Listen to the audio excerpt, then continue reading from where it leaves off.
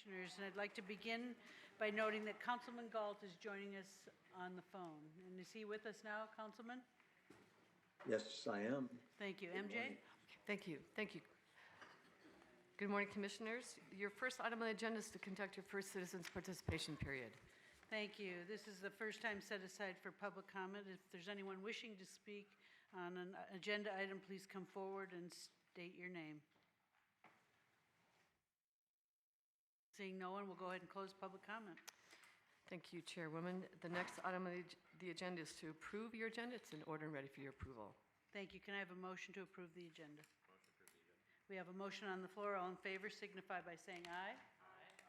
Councilman Galt? Aye. And anyone opposed, say nay, and that motion carries. Thank you, Chairwoman. The next item is to receive the CEO report. And today we'd like to start off by recognizing an operator from our contractor, Keolis. To present the item, we have a video prepared by Deputy CEO Francis Julian. Let's watch. Thank you, MJ. This month we're celebrating Teresa Namor. Teresa is an operator for Keolis, and she drives on the strip. Teresa is always so amazing, a good smile, but we actually had a positive comments from one of our tourists that is really praising Teresa. Teresa was giving her all the places to go, what to do, what to see in Vegas. A real ambassador for our city. She even was stopping at bus stop giving cold water to our customers as they were waiting for the bus for them to keep nice and cool. So let's go and celebrate Teresa. Teresa! What did you do? You did great. You did great. I'm here. I'm Francis Julian. I'm the Deputy CEO for the RTC. And you are winning the Crystal Bus Award for your exceptional customer service on the strip. We've received so many good compliments about your great work. So on behalf of our board and MJ Maynard, our CEO, congratulations.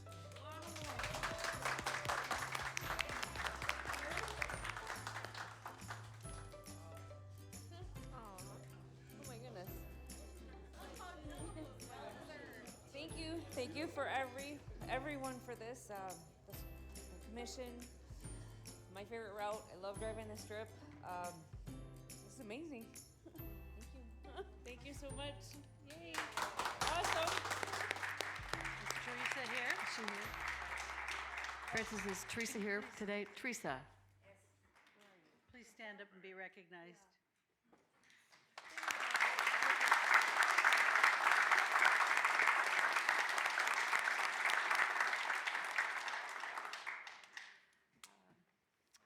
Good morning.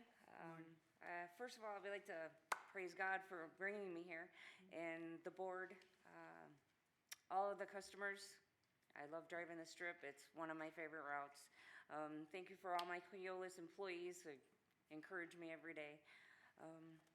Then thank you so much. Thank you. Thank you.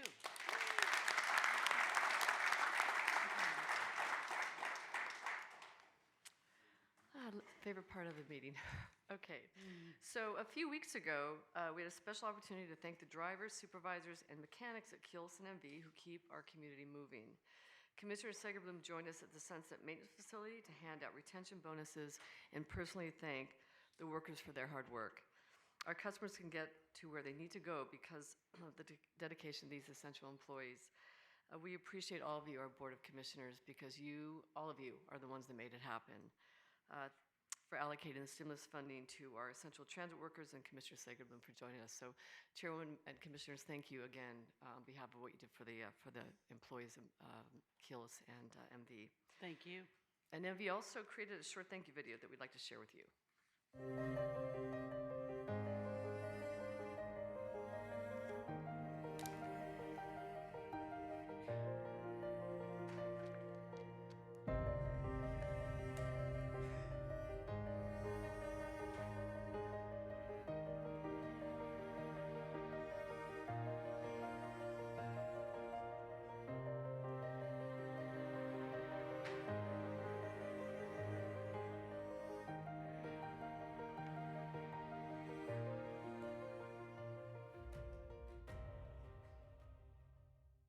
That was a very nice video.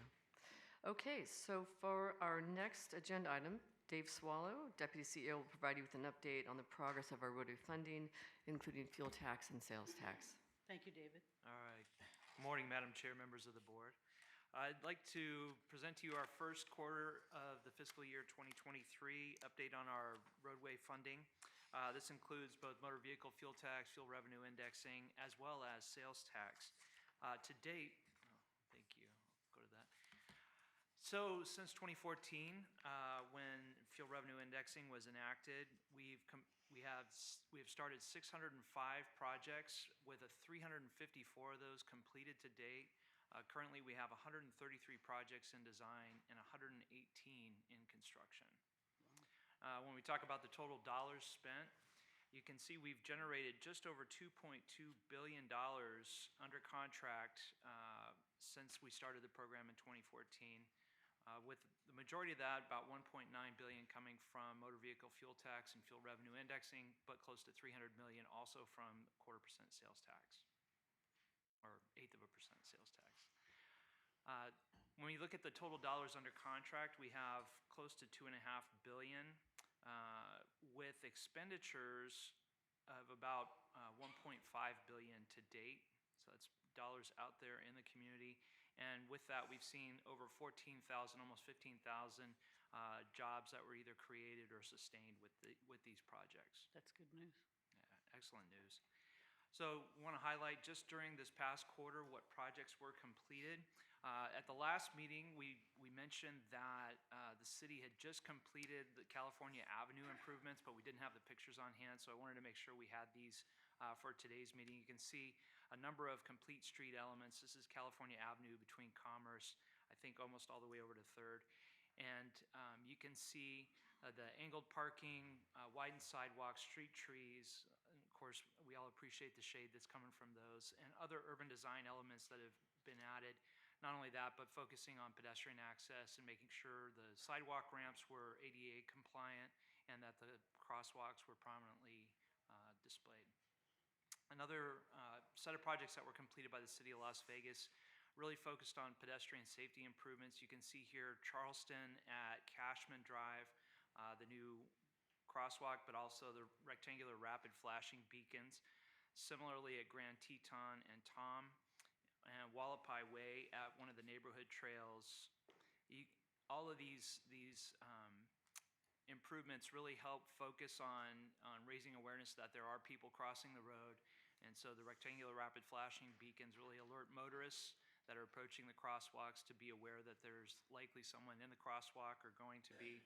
Also, the city put in these median improvements that create that safe refuge for people crossing. In Clark County, a number of projects that were completed, but we just wanted to highlight a couple of them here today. Denning Street from Hacienda Avenue to Tropicana Avenue, as well as Spencer Street from Wigwam Avenue to Windmill Lane. New pavement, you can see in some cases the restriping, the buffered bike lanes, all trying to make sure that whether you're walking, driving, taking your bike, everybody's able to use the facility. City of Mesquite just completed Thomas Edison Court between Ben Franklin Way to John Deere Drive. It was about 700 feet of new pavement that was put in, along with LED streetlights. And in North Las Vegas, Camino al Norte from Lone Mountain Road to Ann Road, again, complete repaving, so new pavement, new striping, curb gutters, sidewalks, as well as the buffered bike lane that you see here. So a wealth of improvements that were done by the jurisdictions, and I'm happy to report that each year we're seeing you and your teams really stepping up and getting the projects out, spending a lot more money on design, construction, getting that work out there on the street. So hats off to you, all of you. And that concludes my report. Thank you very much.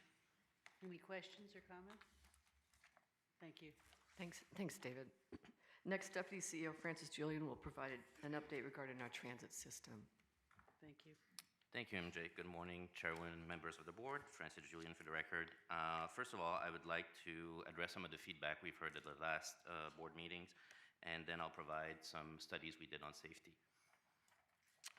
So operator feedback, I'm going to do a brief recap of the topics that operators brought to our attention last month. Most items are employers-employee issues, so we're working closely with MV and Killis to address them with their employees. It's important to note we held 2 focus groups last year to hear more about it and really to hone in on some of the issues that were brought up to us. One that's definitely on the RTC is the security coverage. Drivers are concerned that marksman's officers aren't being deployed on routes that require more security oversight, so we're working with marksmen on new strategies right now, and we'll be setting up a council with drivers, marksmen, and the union and RTC staff to better work on the deployment. And obviously, we're still using analytics from when drivers call in, where they have issues, to modify the deployment and make sure that the coverage is adequate. The next thing that was brought up was the meal and restroom breaks. Drivers are concerned that they don't have meal breaks. That is unfortunate, but it's something when we looked at it and we talked to the contractors, it's built into their CBA. Drivers decided to take an increase in lieu of a meal period, but I'm sure there's upcoming negotiations, so there's a process for this. For the restroom breaks, we've sent staff. We know how sensitive this is. It is an issue. So each year we send out staff to survey all the end of the routes or the layovers to make sure that there's an adequate restroom. Staff went out last month again. There's some areas we're working on. We'll be putting detours to make sure the accesses are better. There's a list that was given to both contractors of all the locations that are approved. And some of the location will actually enter in partnerships, or we'll try to enter in partnerships with some of the businesses to make sure that proper access is given to the employees. Another issue that was brought up was that there was not enough hours for new drivers. That actually surprised us. Since February, obviously, as you know, we have a labor shortage. And in order to bring service to a more reliable state, we gave extra pieces of work to both contractors for 2 things: to help service, but to ensure that drivers that were starting would get plenty of hours to be working. On-time performance and layover time. Obviously, with the labor shortage, the fact that we're running a Saturday schedule, we know on-time performance is really a struggle. That's one of the reasons in August we took a small step to improve service and to improve some of the quality of driving for drivers and the reliability for our customers, hence giving them more layover. We still have a lot to do. We're actually doing a service change in January, and the only focus is on a retiming of the route and making sure that drivers are getting plenty of time at the end of the routes. And finally, route detours was brought up, where contractors were not giving correct information to drivers about the detours. So now we have staff really monitoring the contractors to make sure that the correct information is given to them. Now let me switch over to transit security. We did a survey. Obviously, security is really our top priority, as it is for drivers and our customers. So we wanted to understand what other agencies are doing in the U.S. So we surveyed 23 transit agencies throughout the U.S., from really small services like Foothill to really big services like Valley Metro or King County Metro in Seattle. So what we've asked is what type of securities were those agencies providing. So we have one that has no security at all. 2 are using private security services, so we're one of those 2 with links in Orlando. 4 of them have transit police, so a dedicated police department for transit. 1 is relying on law enforcement. And then we have hybrids model where 8 agencies have private security and transit police, and 7 of them have private security with interlocal agreements with law enforcement to help. And finally, there's 1 agency that basically has private security service, transit police, and has interlocal agreements with law enforcement. We also asked what part of their budget were they allocating to safety and security. So it goes anywhere from Foothill Transit being the lowest one to SORTA being the highest one. So we're just over the average. The average is 4.5%. and the RTC is spending about 5% of his budget on security. When we looked at the number of officers, so this is the total number of officers, so obviously some at the terminal, it's not necessarily, but we've asked them how many employees, security employees do you have versus the buses. So this is actually good news. We know there's still a lot of work to do.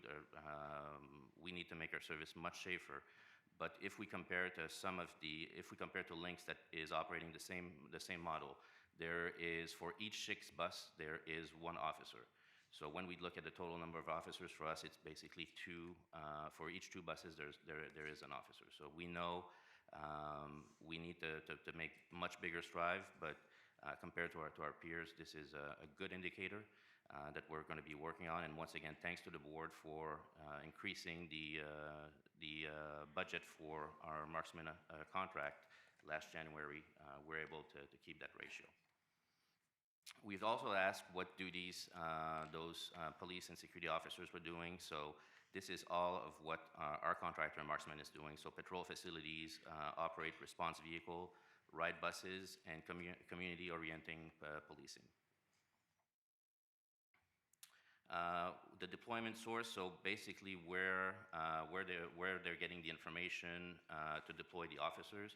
So from incident report, 23 of them are doing this. Transit security report mobile application, 14 agencies are using that source of data. 11 are using emergency hotline or blue light phones. 9 have dispatch and heat maps, and 15 are getting information from partner agency by sharing information. It's important to note that the RTC is using all those sources to work on the deployments. And in conclusion, while the safety is really prime at the agency, it's probably the thing we're working the most on. And we know how important it is for our passengers and more so for our drivers. So it's a concern that is nationwide. It's not only here. We want to make it priority. And as I mentioned, we're setting up a committee with the union, marksmen, some drivers, and obviously our staff to really try to find better solutions and come up with innovative ways of using our resources. So once again, I just wanted to thank you for increasing the budget. Last January, without your involvement, situation would probably be a bit more dire. And with this concludes my presentation. If you have any questions. Thank you. Commissioners, questions or comments? Any questions or comments? I would like to thank you for this report, and I know we are listening to the drivers when they come in and make comments. And in fact, I think, just to clarify, we are the Regional Transportation Commission. We have contractors who provide the service, and so many of these services, the drivers need to understand that we have the companies here front and center. So if you raise some issues today or in the future, we have the companies here who may be able to answer some of those questions for you. It may not be germane to the role of the commission. Yes. The only thing I'd ask is, in the future, can you put, once it's solid, that you've got your plan in place, to put it on a rotation for follow-up? The same process, whether it's every year, once a year, or twice a year. Absolutely. So we can make sure you're sustaining what you've created. Absolutely.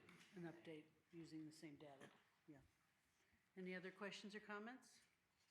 Thank you, Chairman. And that concludes your CEO report. The next item on the agenda is to receive the Nevada Department of Transportation Director's Report from Director Christina Swallow. Director Swallow. Good morning. It's good to be here. As I do every month, I'm going to start with safety. And again, we have another month of good news. We're tracking better than last year. I still caution that because last year was the worst in 15 years. But it's good that we're tracking better, and that is a continued trend. Last month, fatalities were down by 2.8%, and now we're looking at a little over 4%. So good sign, good trend, happy to be looking at it. You know, this month, October, and I also frequently talk about Clark. So I want to take a minute and just talk about Clark, because Clark also was better compared to last year in the month of August. So last month, Clark was at 11.35%, and this month we're at 8.2%. So still higher than last year. Remember, Clark has kind of been leading, holding us up, but Clark had a good month in September, so that is good. However, 26 people still were killed on our roadways in the month of September, and 3 of those were unrestrained. We know how to fix that. Wear your belt, buckle up, folks. 5 of them were pedestrians, 10 of them were motorcyclists, and 2 of them were bicyclists. Our most vulnerable users are the ones that are still dying on our roadway network. And October is National Pedestrian Safety Month, and so it's a good time to remind everyone, which is part of why I focused on who of those 26, who they were, that no matter where you are, whether you're on foot, behind the wheel of a car, and bicycle, that we need to share the road and be safe. Also, it's starting to get darker. It's Halloween. And so we all just really need to remember that it's harder to see as it gets darker. It's harder to see the bicyclists and the pedestrians. Whether they're wearing bright reflective clothing or not, they're harder to see. And so it's important for us as drivers to remain diligent and extra focused on the network, especially as we get closer to Halloween. All right, so just a little bit about what we're doing in the bicycle pedestrian space. Our program is an education program, another resource that we provide to educate Nevadans to safely bicycle and walk our communities. We take part in community outreach events, as many as 15 a year, provide hands-on training, safety curriculum development, and funding availability. And we also offer framework and support for communities to establish their own safety education programs. And the resources are available at bicyclenevada.com. And I should note the RTC does a real good job in the bicycle safety space as well. And so I'm happy to have a local partner as we deliver these. In fact, I think they're doing a cool, fun mural ride downtown this weekend in partnership with the Southern Nevada Bicycle Coalition. One other thing, this month, NDOT is hosting the Nevada Traffic Safety Summit alongside our partners at Department of Public Safety. We host this conference every year to really share and initiate traffic safety best practices. This year's theme is Safer in Every Way, really looking at those systemic and systematic approaches to improve safety on the network. Speaking of safety at NDOT, earlier this month, we had Maintenance Academy. So all of our folks that you see out on the road when you're driving, those team members that are sweeping the roads, they don't plow many roads down here, but the ones that are plowing, sweeping, putting up the guardrail, closing the roads when traffic crashes happen, and we recognized those across the state for the highway maintenance workers 1 through 3s who have been accident-free on the job. And this is just a sampling of those from the Southern Nevada District, District 1. But we had 15 of our team members have been accident-free for 10 years. So really excited about that. Overall, we recognized 136, and we still have another 144 awards to give out to our Worker 4s, Super 1s, and Super 2s. So we're excited and we're thankful for our team when they lead the way and model good driving. I wanted to just briefly highlight the federal fiscal year closed, and it was a good year, so I just wanted to sample in. I'm not going to talk about all of these things on here, but we had a record-breaking program last year with $501 million in federal funding plus an additional $200 million in state funding, which resulted in us being able to work or deliver projects for over 1,500 lane miles of the network, and in total support in just this 1 year, almost 9,100 jobs. So those are a job year, but a really exciting, really great program this past year. We continue to evolve and develop our data-driven One Nevada improvements. A couple of years ago when we first started talking about this, it was really just about how do we do data-driven for next year, and we're now really leaning into what that the mid-range and the long range looks like. Long range is pretty easy, but how do you shift from we know we got to do this to we got to do it tomorrow, that mid-range? And that's important for me to really talk about and highlight with you, because oftentimes when we tell you what we're doing in the next 4 years on our STIP, the project you're most interested in might not be on there, but we know it's on there like next year, that next 4 years. So we're really working to flesh out how to develop that 10-year program, that mid-range. So we're working on that, making sure it's data-driven. Local road safety plans, we've now piloted that. I'd mentioned, I think, last month that, and we're looking forward to entering into agreements with the City of North Las Vegas to help them develop their local road safety plan. I know City of Las Vegas just rolled out your Vision Zero plan, so that's exciting. We completed our speed management plan and are getting ready to go into implementation. we have new cement standards to reduce carbon emissions out of cement. One of the best ways that we can control emissions is the direct, like how do we control it in our construction projects? So reducing the carbon footprint of cement is one step that we took. It's actually going to reduce carbon dioxide emissions by approximately 4,000 tons per year out of construction projects. So we're excited about that. As you know, we have those best bridges in the country, and while the bridges, we have some bridges down here. We don't have a lot of bridges, and all of the bridges down here now are in great shape. So 2 of the bridges that helped us get that ranking are the 2 that we replaced just on that 95 project that just finished last month, so we're excited about that. And we continue to be leaders nationwide in reducing animal vehicle collisions.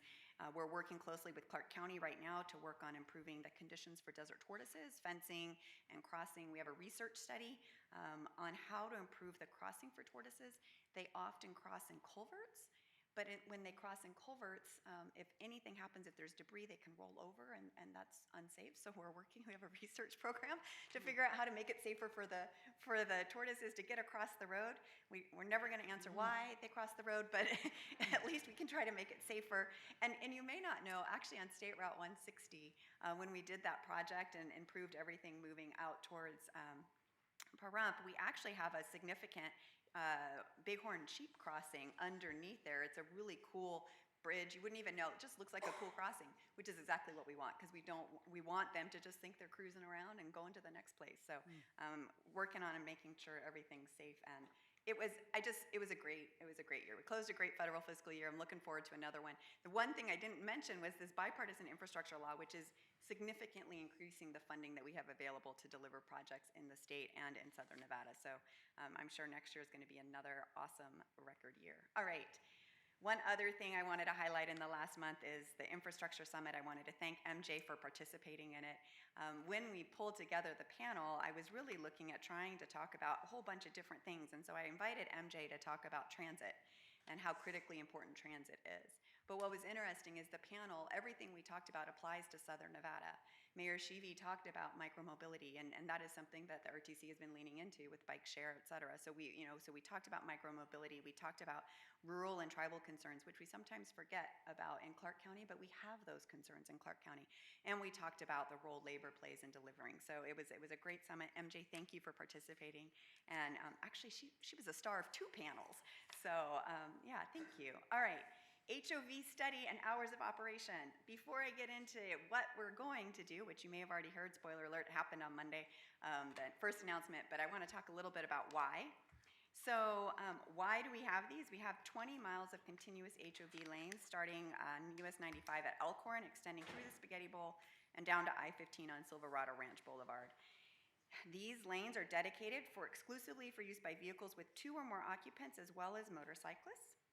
And we're really working to encourage and incentivize motorists to carpool, because in doing that, we remove cars from the highway, we reduce peak period travel time for those that are in the HOV lanes compared to general purpose lanes, and we can move more people in the network. That is the goal.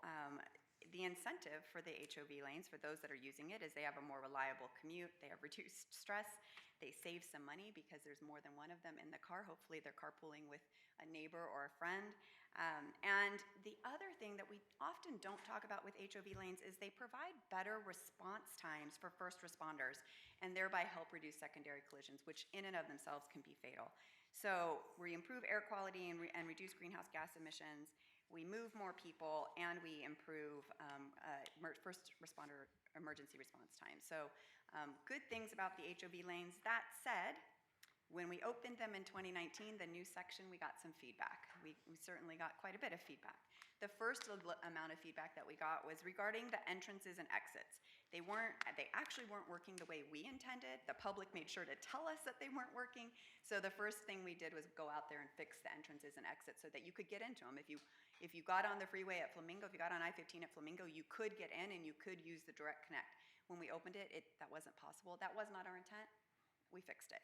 So that was the first thing we did. Then we started looking at the system operations, and was there anything in the modeling that would indicate changing the hours of operations would degrade safety or degrade the operations of the network? And we found there wasn't anything. So then we hired a consultant. They looked further, and they looked at the volumes, the speeds, And what they found was, unlike many other communities in the nation, our peak period is pretty much all day.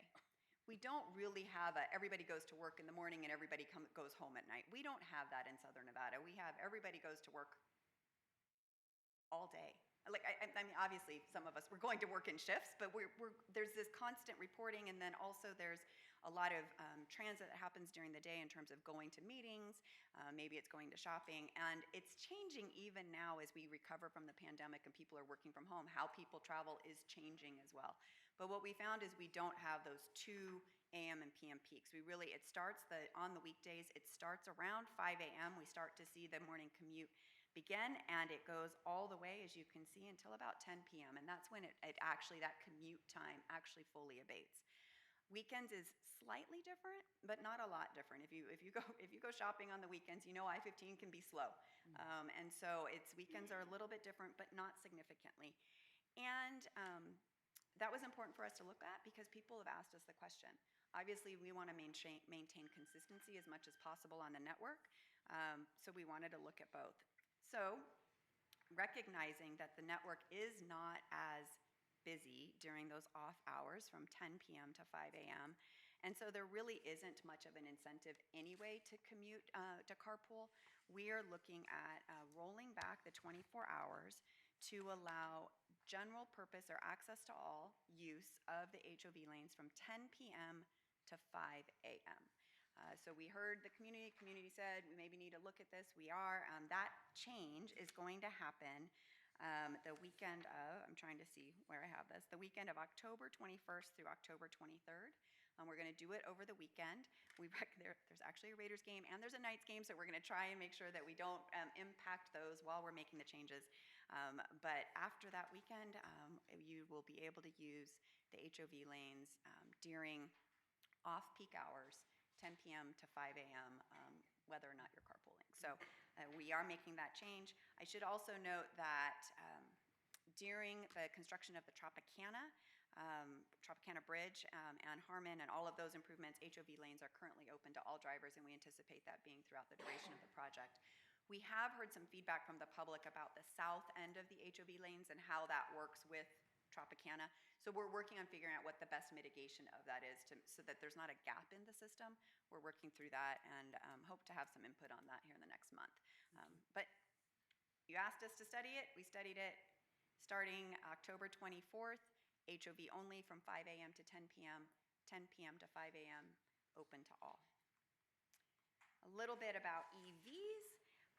We got approval of our National Electric Vehicle Infrastructure program by the administration. They approved it. That will allow us to invest $38 million over the 5-year of the bill throughout Nevada. In Southern Nevada, in the first year, so first year's done, but it's the first year that we have available to use the funding.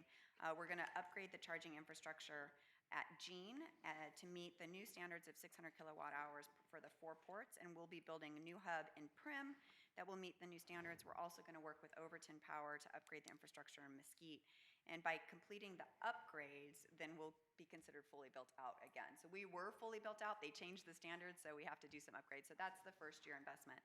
Looking forward for years 3 through 5, we'll be focusing on getting more charging infrastructure on 95, including throughout Clark County, all the way down to state line. So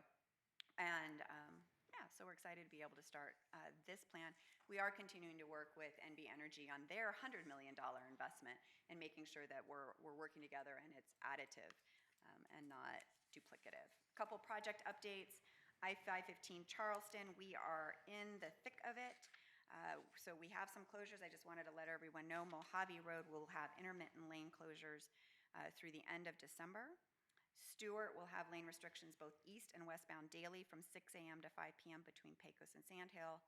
We just wrapped a week of overnight closures on Pecos Road, and we do anticipate some short-term ramp closures after the new year. The project does have its own website in English and Spanish, i515charleston.com, for any of the traffic control details, and we're on pace to be complete, but it's 2024 when we will be completed. Tropicana, we are working on this one. So right now, the most impactful work is on southbound I-15 between Flamingo and Tropicana. If you've driven through there, you've seen the lane shifts. We have reduced lanes for work on the shoulder. We're anticipating, and eventually I-15 will be widened slightly to make room for the new half interchange ramp at Harmon. We also have lane restrictions from westbound 215 to northbound I-15, where crews are working to install more of the overhead automated traffic management signs. And it's important to note, like, that's pretty far south. You don't think about that as being part of the Tropicana project, but it is. So down at 215, there is some lane restrictions going on to help us with the ATM signs. We are a few months away from the biggest impact, and that is going to be in January when we start to take the bridge itself down. We're looking at taking down the first half, the north half of the bridge, as well as the flyover from southbound I-15 to eastbound Trop. That will happen in January. Now's the time to prepare, so we have a website.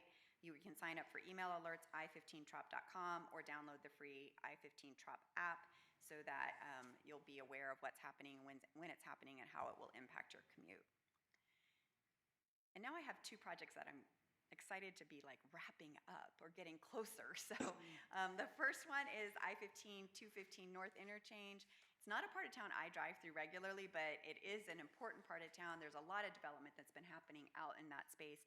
And so it was critical that we deliver the system-to-system interchange. So this project will have new direct connect ramps between I-15 and Clark County 215 in the Northeast Valley.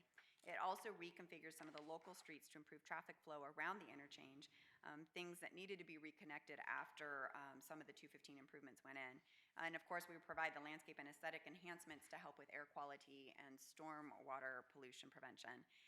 There's a separate project going on that I'm not reporting on, but I'm just making sure everyone's aware in case anyone thinks it's connected. There's a separate project right now going, expanding I-15 from the Speedway, which is just north of this work, all the way up to Garnet. So we're expanding I-15 to 3 lanes in both directions. That's separate, it's still ongoing. But the interchange project is just weeks away from substantial completion. We expect all of the flyover ramps linking I-15 to 215 will be finished before Thanksgiving. And we're working on setting the ribbon cutting, and we'll make sure everybody has information if they want to attend. And then my last project is I-15 Mesquite. So this project is a $35 million project, and it just hit a milestone. So the project itself includes complete resurfacing of I-15 from around the Logandale Overton interchange to just past Lower Flat Top Drive. It also has included extensive repairs to a couple of bridge structures, as well as installation of ITS cables under one of the northbound lanes. So for months, we've had both directions of I-15 down to 1 lane through part of the work zone. If you've driven up into southern Utah, if you've gone to Mesquite, you've been stuck in the traffic. And I'll just be very open and honest, you've been stuck in the traffic. I've heard about it. I don't know anybody who's driven through there and had flew through it. I went to an APWA conference, I got stuck in the traffic. But those semi-permanent single lane closures are done. We are at the point where we will be able to finish milling and paving the projects without any hard barrier rail closures, so we can restore all lanes in both directions from Friday morning to Monday morning going forward. So weekend traffic should be improved. Weekday traffic may still have some shorter lane closures, but project is on track and getting closer to getting done. So that concludes my report. Commissioners, questions, comments? Starbucks?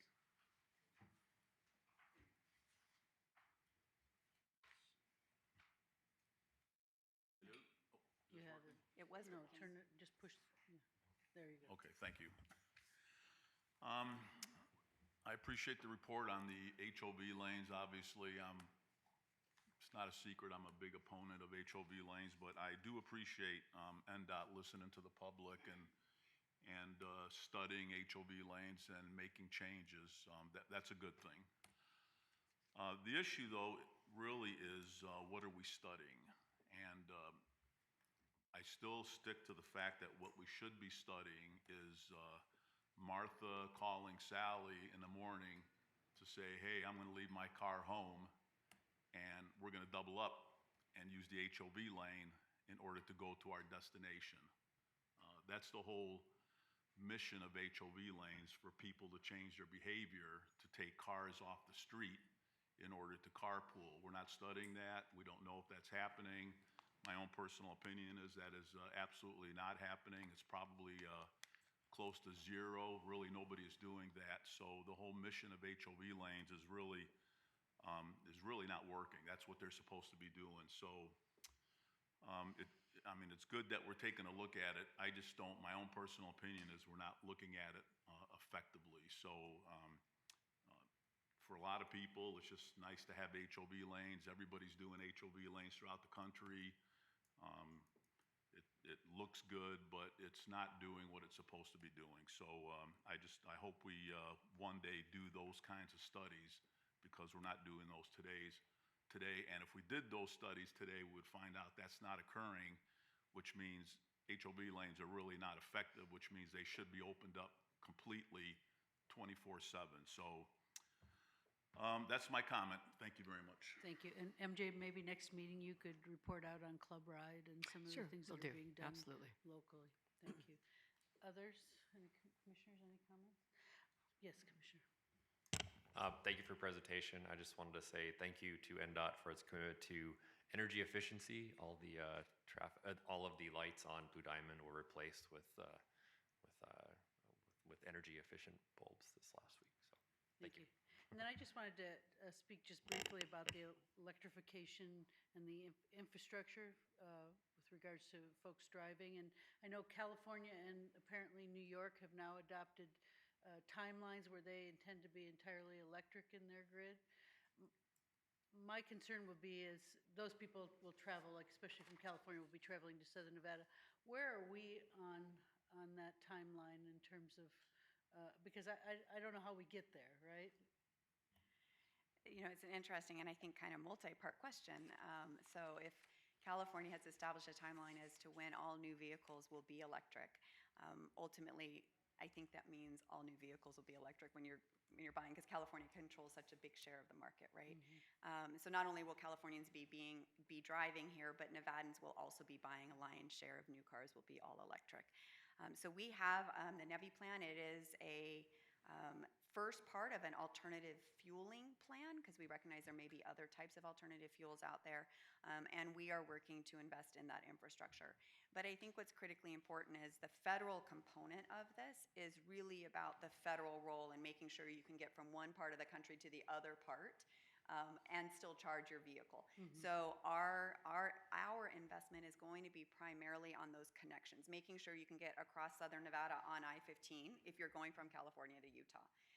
Making sure, so we have this 50-mile spacing we have to maintain. But, and we're working with NV Energy to make sure that where they're investing, they know we're investing on that connectivity, that long range. They're working on investing in the gaps and in the urban environments. And there's some very specific investment priorities that they have that the state legislator laid out. And then I think that, they are a third party, but I think there's another third party that we really need to talk about, and that's private industry and investment. I really do believe moving forward, we're going to start seeing more grocery stores having EV charging, because when you go to the grocery store, your vehicle is actually sitting there long enough to get a charge. We're going to start seeing the county is actually working on an EV charging ordinance at this point in time. So we're going to start seeing other partners coming to the table to help with that investment. And we're going to get there. I have no doubt that we're going to get there. Federal government's working on it, state government's working on it, utility companies are working on it, and now the local agencies and private industry partners are also working to make sure that we can do that transition and we do it smoothly. You know, I had read where Starbucks was talking about maybe putting charging stations in all of their Starbucks locations, and certainly people stop, and it could be a half hour, could be an hour that they're at the Starbucks, and that'd be an opportunity. Exactly. Those places where we park and we sit, gas stations are good, but we don't necessarily park and sit at gas stations. So. Yeah. Thank you. Any other questions or comments? Commissioner? Yes, thank you, Ms. Director. Of course, my heart jumps with joy today, seeing the news regarding the northern interchange there, I-15, 215, and all this. It was years ago when I was told by some planners and, of course, people in private industry that if we could just get the east side there, the I-15, get some infrastructure, some water, which we did, and a sewer interceptor, which we did. Thank you very much there to our good friend there, Congresswoman Titus, that helped make that happen. But I really have to thank, of course, NDOT for also seeing that vision. It has opened up literally at least $1 billion worth of investment in the area.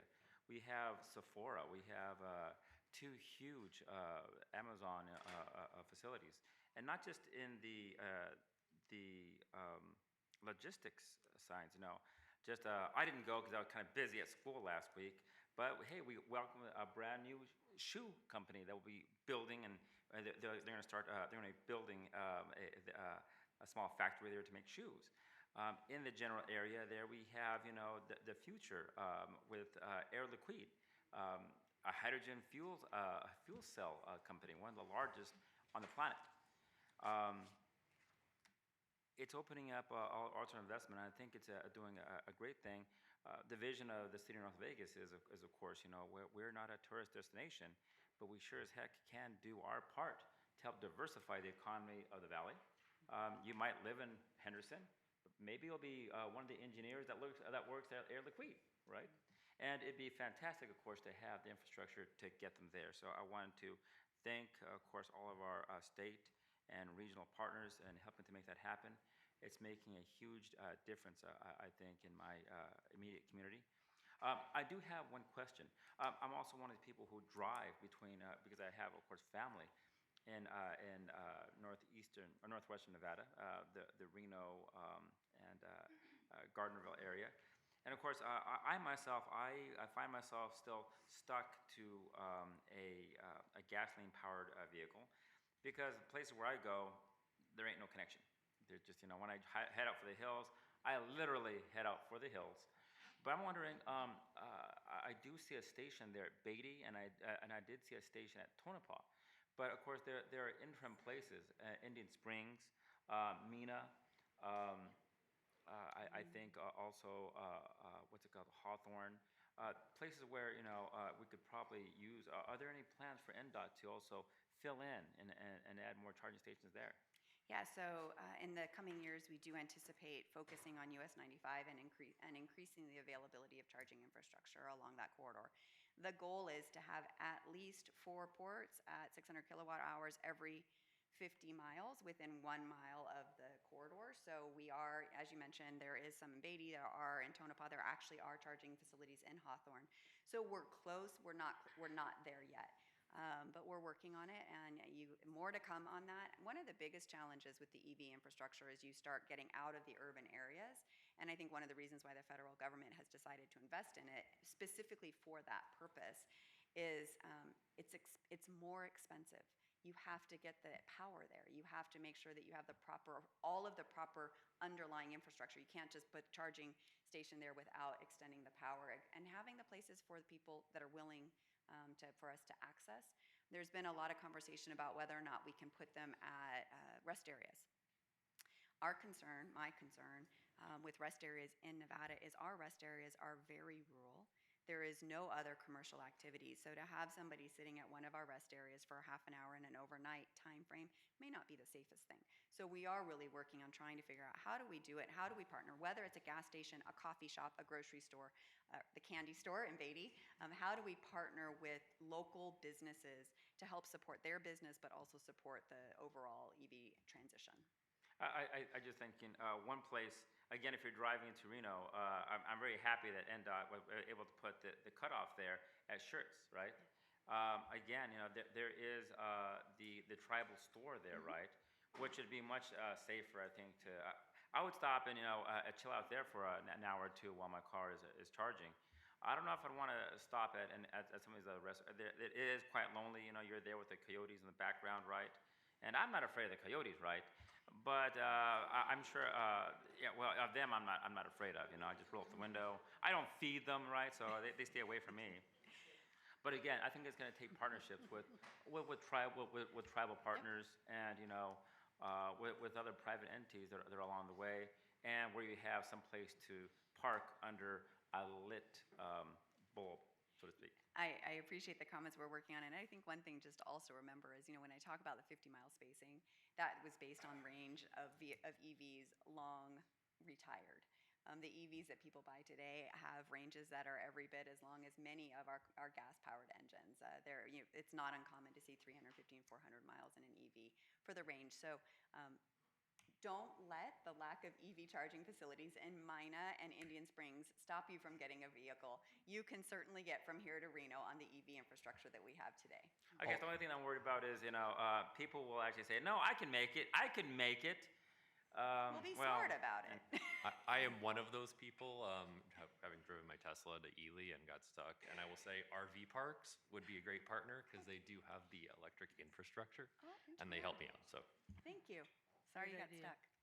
Any other questions or comments? I'll be the naysayer. I don't know if I'm on. I can't figure this one out. I see a little light.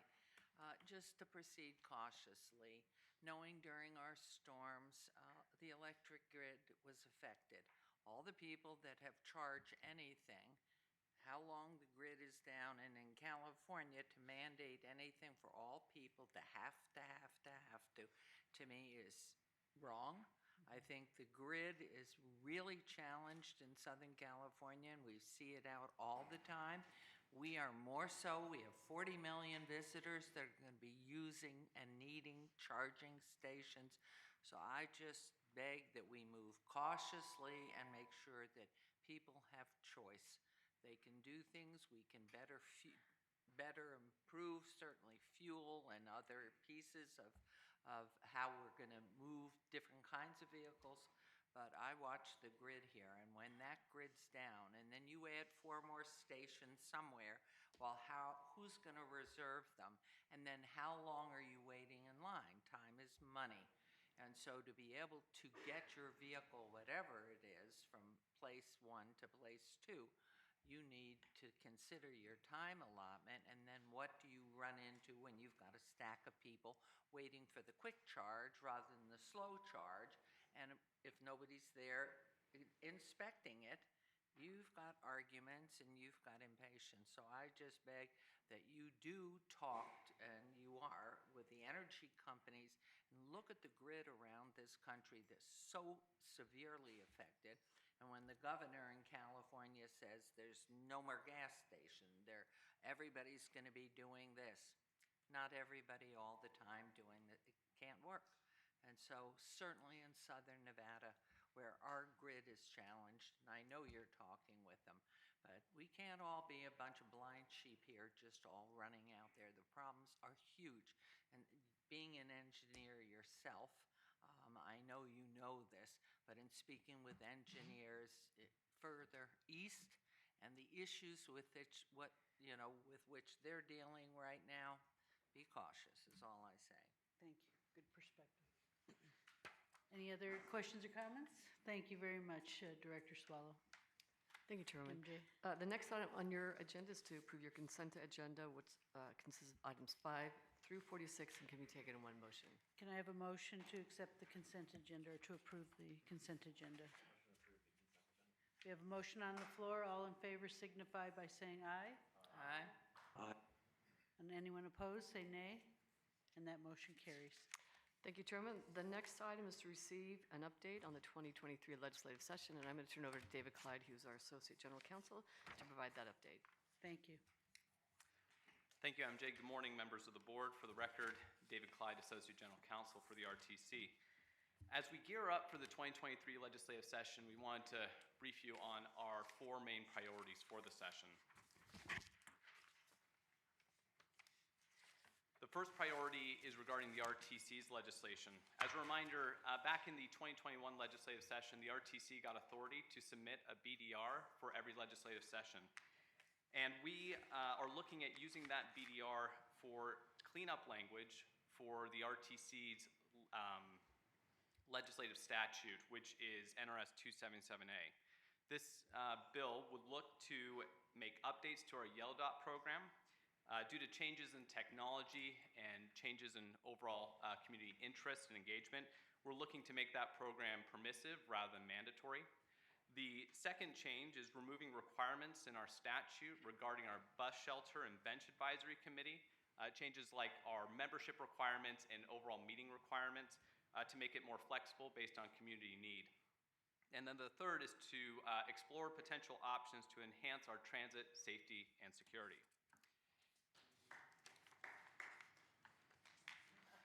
The second priority is regarding TRAC. So our Transportation Resource Advisory Committee, or TRAC, was reconvened with board approval in February of this year. So far, they've met 4 times.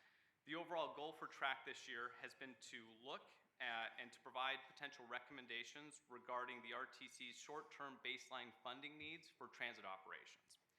Our next TRAC meeting is scheduled for this afternoon. We anticipate that the TRAC will make final recommendations regarding this short-term funding need. Based on those recommendations, TRAC will provide a presentation at our next board meeting in November, and based on that, the RTC will look at potential legislation to address those issues. Thank you.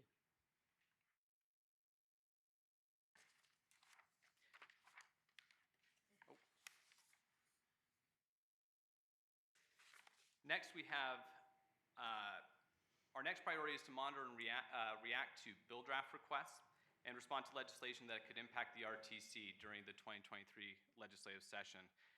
In reviewing the posted BDRs that are currently out there, there are more than 450 BDRs. We are actively tracking 109 of which could potentially impact the RTC.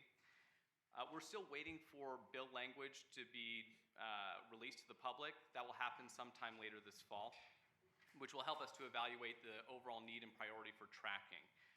Several BDRs, however, pertain to key topics of interest for the RTC, some related to infrastructure, some related to transportation and transit, others related to clean energy and regional planning. We're also tracking a few items from the Joint Interim Standing Committee on Growth and Infrastructure, including one proposal on the use of automated traffic enforcement cameras. And finally, we're tracking BDRs from local government legislation, including a BDR from the City of Las Vegas related to the creation of a transportation and housing reinvestment zones.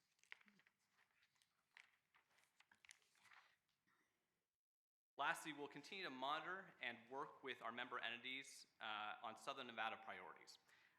We will also continue to work with the Sustainable Transportation Funding Advisory Working Group, or AWG. As it relates to local entities, this fall we will be meeting with each of the member entities' government affairs teams to discuss areas where there can be collaboration, areas that also impact the RTC, to identify ways that we can potentially provide assistance. The RTC has already worked with Clark County on the regional planning statute, NRS 278, to identify ways to improve that. And we'll continue to be working with your staffs, with your entity staffs, to identify other areas of collaboration. With AWG, so similar to TRAC, AWG is identifying potential funding sources for transportation and infrastructure, which were narrowed down recently to 5 remaining long-term and near-term revenue options for analysis and consideration. We'll be working with NDOT and anticipate the final report submission by the end of the year. For next steps, we'll begin meeting with legislators to discuss these priorities, and also your government affairs teams for your entities to review the RTC's legislative priorities. And then we will continue to provide updates as we move forward with the legislative session on potential BDRs and legislative language as that drops. Thanks. Thank you. Any questions or comments on the legislative agenda? Okay, thank you very much. MJ? Thanks, David. Thanks, Chairwoman. Item 48 is to receive information from our legal counsel. As there are no items to discuss, we can move on to your last agenda item, which is to conduct your final citizens participation period. Thank you. This is the second time set aside for public comment. Anyone wishing to speak to the board, now is your opportunity. Please come forward to the microphone to provide your comments. State your name for the record. And I do have a number of cards. First is Terry Thompson with MV. Thank you, Madam Chairwoman. Good morning, Commissioners. My name is Terry Thompson, Vice President of Operations for MV Transportation, and I'm the new General Manager over the Fixed Route Services. I'm extremely happy to be here, and thank you for your time. I really appreciate it. So I wanted to come before the board to first let you know that I was present during the last meeting, and I received a lot of that feedback. I took copious notes, And then I want to commend MJ and Francis for the driver focus groups that they held. Gave me the opportunity to take more notes and feedback from the operators. And I must say that it was really, it was difficult to sit through. Very, very heart-wrenching. And I will say, I think the drivers raised a lot of valid concerns. It resonated with me. My team and we've drafted I would like to say an action plan, but what is an action plan if you don't, take action? So I want to come before the board today to say I fully accept responsibility for everything going forward. It is fully on me. I'm fully committed to delivering, to answering to these operators, to the citizens, to the passengers that ride the service. It's very difficult because there was a lot of watershed. There was some really, really difficult moments. And I'm really trying to work hard with the union now to build a good relationship, to restore that confidence that they have in us. But I do commend MJ and Francis for standing in there during some difficult conversations. And we own it. They are fully committed. I buy into their vision. You have my full support, my full commitment. And with the board's permission, I would like to come back, monthly and provide updates on our progress. I accept that responsibility. It's an awesome honor to serve, these operators and to come before them and on their behalf. So I'm looking forward to working with the union. I'm looking forward to being here. I'm really excited to be here. Thank you for your time. Thank you very much. Appreciate that. Dwayne Blair.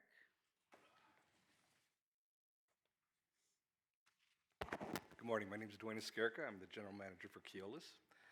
Rather than echo many of the comments that Mr. Thompson just made, after last month's board meeting, we actually committed to inviting the union into our executive team or committee.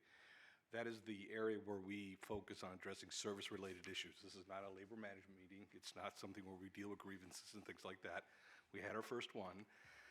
It needs to develop, but that is the forum, in my opinion, where it's unfortunate they have to come here because they don't believe they're being heard somewhere else. So we're trying to give them a seat at the table, equal seat, to really address some of these service-related issues. So it's our first meeting. I'm very optimistic. We're going to be inviting the Teamsters to this committee as well, although we are not working with the Teamsters currently, but they are very familiar with the transportation infrastructure and issues in our community, and I think this is going to take a village. So I look forward to hopefully reporting some progress on this committee. Okay, thank you. Thank you. Dennis Hennessy.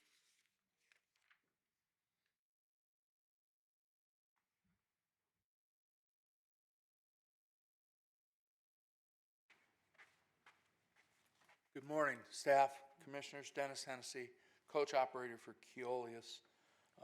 Been doing what I'm doing for 13 years. Been coming before you for the last 7 months. This will be the last time I come up to talk about safety. It's on deaf ears. I mean, it's taken 7 months. Thank you, Francis, for your presentation today. There's a lot of meat in what he presented today that needs to be taken care of. My first comment to that would be quit doing surveys, start putting boots on the ground, get your staff out on buses or looking in on the video camera like you did to catch drivers not wearing masks during the pandemic. By the way, I look up and I see marksmen here.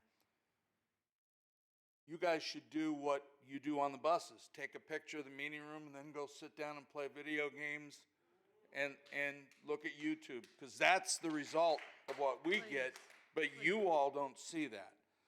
I'm puzzled.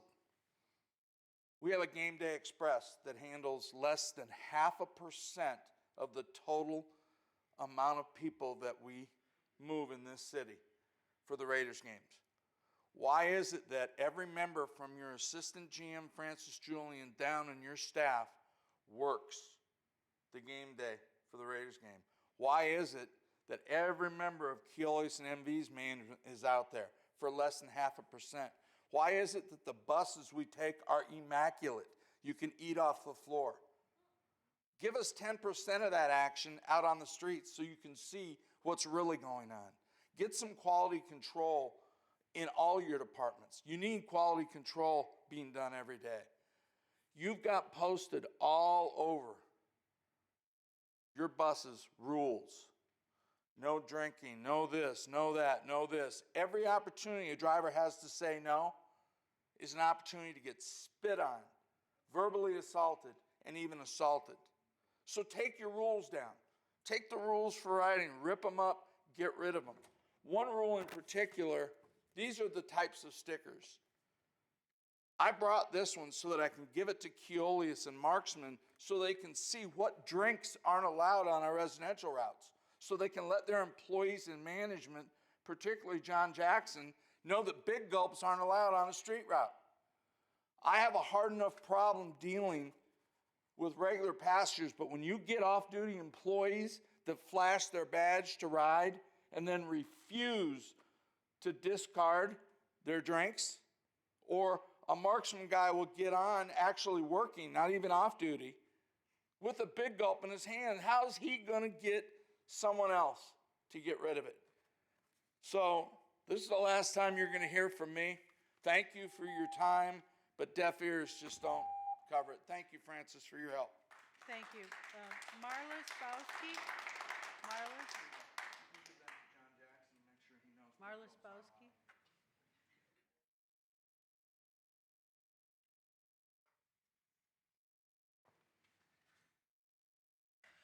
Marla Spowski, bus operator for MV Transportation, 4 years in.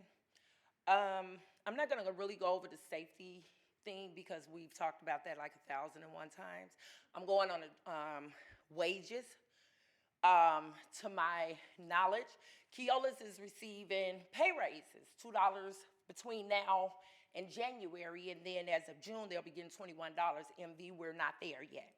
I want MV to be aware, and I've never said this, but you actually have employees that are homeless. You have employees that have slept in your yard, have taken showers in your yard. We do not qualify for a lot of programs because they look at our gross. They don't look at what we bring home. So then you don't qualify for assistance. So for those that are single that do not have children, it's extra harder to get any assistance, and you should not have to work 6 to 7 days a week. When do you get a break?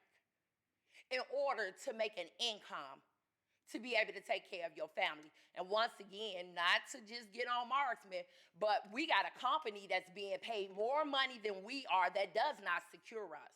That's pretty much it. Thank you. And I have a card from a Francisco Ortega.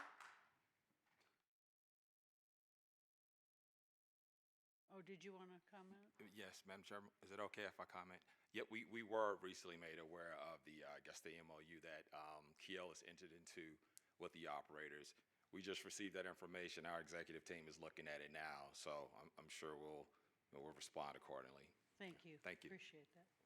Thank you. Francisco? How you doing? Good morning. My name is Francisco Ortega. I'm a maintenance mechanic for Keolis.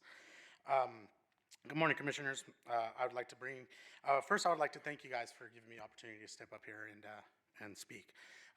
So yes, as the driver from MV did say, that we were also made aware that our drivers for Keolis are getting pay boost. As maintenance, you know, we are not involved in that. It is strictly for the drivers. We do not oppose that. We are for it because, you know, we are one bargaining unit. We are part of the same union. So we greatly support that, but we also ask you to please consider the maintenance mechanics in that as well. There's only 45 of us that maintain over 200 coaches, and we try our best to make sure that we are putting out a safe product for ourselves, for our drivers, as well as all of the riders. We try to make sure that everyone gets on the coach is going to be given the safest ride possible, you know, to their destination. Everybody goes, you know, has a family. Everybody has someone to come home to in the evening. Again, we do not oppose this race for them. We just ask that you consider maintenance as well. You know, we work hard. We've worked hard these last few years. Everybody's gone through this big crisis with our pandemic. You know, we understand they were the first line. They were there directly dealing with all the riders. But at the same time, those coaches come in, they aren't completely disinfected, and we are working on them. The coaches stay in our shop. We are constantly going up and down them. We are breathing, everything that's coming off of those filters when we change air filters, when we change any kind of AC equipment. We do understand, throughout the heat, we were getting complaints of AC, but that's just part of the heat out here. But we worked hard. We make sure that everyone has a safe product, and we just ask that you also consider maintenance, not just the drivers. We are all one team. We keep the coaches running so that they can do their job. Hence, we all work together here. So we just ask that you consider maintenance as well. Thank you. Thank you very much. I have no more cards. Is there anyone else wishing to speak? Seeing no one? Oh, okay, please come forward then. Yes.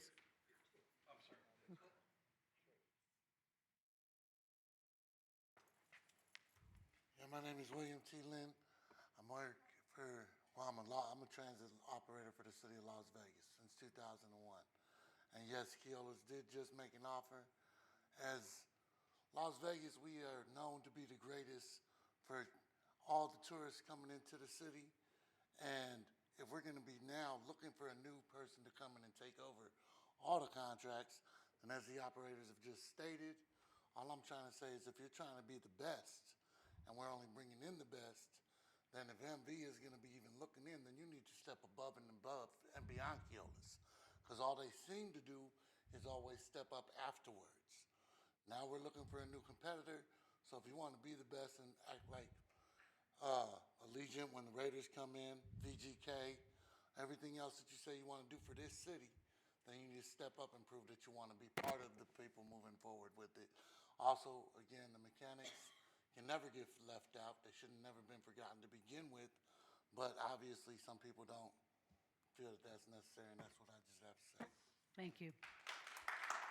Yes.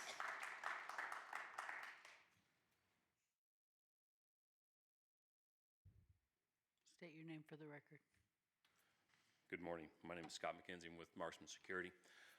Commissioners, MJ, Francis, I just wanted to provide to you our continued commitment and partnership with RTC. I too had the opportunity to attend the drivers focus groups. As someone said, it wasn't pleasant to hear, but we are continuing to strive to make our partnership the best it can be and the safest transit agency in the country. Just wanted to get that out there. Thank you. Thank you. Yes, anyone else? Please come forward.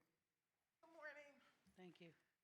Carolyn Higgins, I do work for MV Transportation. I just wanted to share today with you guys this uniform, this top. This is representing the union. We're one. This is representing MV Transportation. Now, July of 2013, we were all one company. Now we have the RFPs out there, and we're going to become one company again. In the interim, what we need to do and see is that we start operating as one company. If we have Keolis that's offering drivers money, then it should come straight across the board. It should be asked of MV to do that, as well as for the maintenance. We all are out there doing the best job that we can. The ridership, I wanted to hit that a little bit because I was going to talk to you about that. They're the ones that's getting the bad end of the stick. We hear it every day because we're not connecting anymore, which by us becoming 1 yard, we may be able to connect for transfers. Our time is under such strict constraints that we're not even able to get them to work on time. I felt so bad with this one passenger. I was late, and it was due to two wheelchairs. I had two that I had to hook up, and it is one of the routes that's not considered a hybrid route. So I'm still running on a weak in schedule during the week. This gentleman walked up to me and he says, darn. I said, what's going on? I can't see my daughter. He has visitations at certain time, and if he's late, he cannot go see his daughter. He took ownership. He said, yes, it is my fault. I should have started earlier, but I really wanted to see my daughter. These are the things that we hear. We have families. We need better timing, and we need it soon. We did this bid, not bid, but a survey, but we really hope that everybody is listening to us. We really hope that MV is listening to us. They want the contract, then help us to help the riders and our families. Thank you. Thank you. Is there anyone else wishing to speak? I think we've already, yeah. I think, well, let's plan, maybe you do a presentation next month or something. Okay. Is there anyone else wishing to speak? Seeing no one, we'll go ahead. Okay, come on forward. If anyone else that wants to speak, why don't you come on down?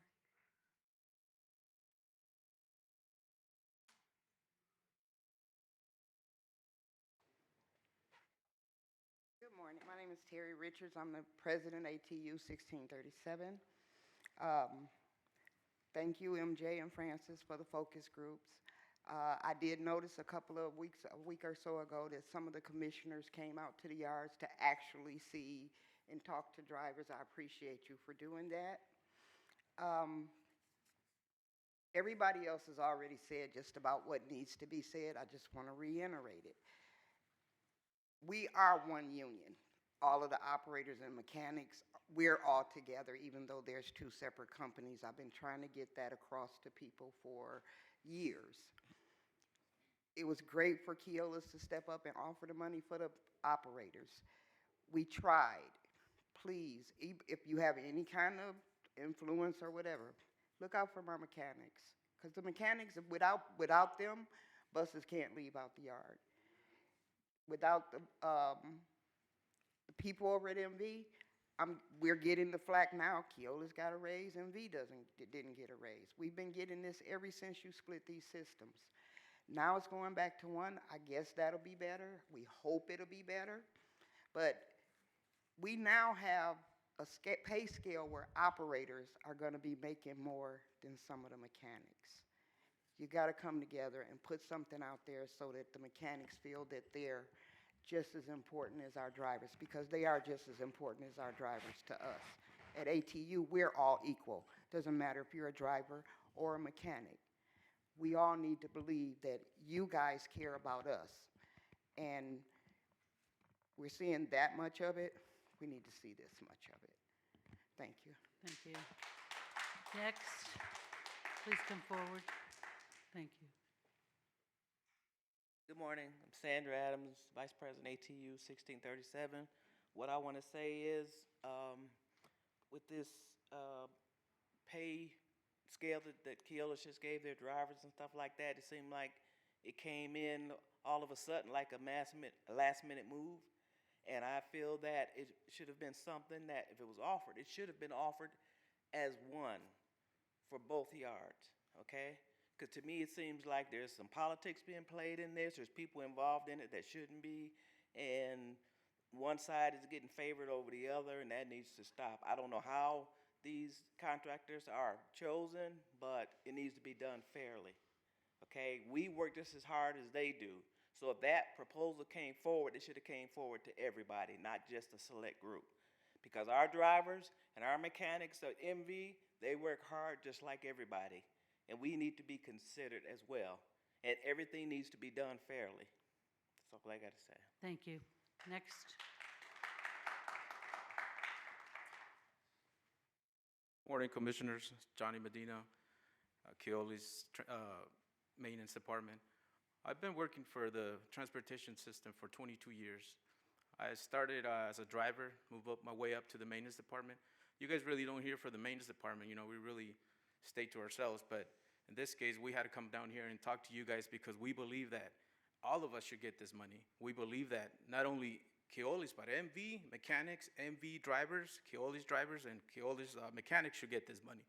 So we don't know if the money is coming from you guys or the money is coming from the company, but we ask that, like my coworker said, if you guys have any influence on this, we please ask that you share the wealth, because we also have families. We also have responsibilities. So we have a lot of things, and we work very hard. This summer was a brutal summer. I work in the AC department. I deal with these issues every day. So I ask that, you guys consider the mechanics. Thank you. Thank you. Is there anyone else wishing to speak? Okay, I'm going to go ahead and close public comment at this time. Thank you very much for the comments that we've heard today, and we will certainly look into them. Thank you. And with that, this meeting is adjourned.